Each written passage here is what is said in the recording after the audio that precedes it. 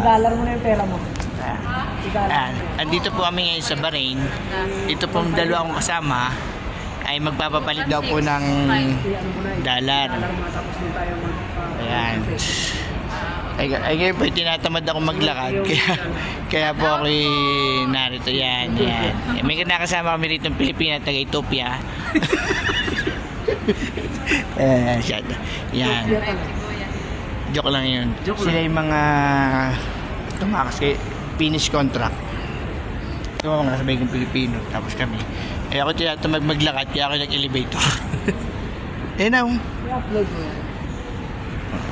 I-check ko muna yun sa'yo. Kasi mas malaki sa'yo. Huwag mo nang ipalit ng dollar. Bakit? Huwag na, peso na yan eh. Hindi, may 1.5 siya na. May 1.5 ka pa na SR? Kung may... Papalitan ko ulit ng ano.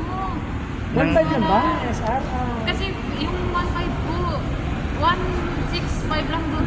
Pinalitan ng babae na Ate, yun. yung Philippine money mo na yan, papalitan mo ng ano. Oo. Tama na po. Dito. Magpapapalit daw po sila ng... Sige.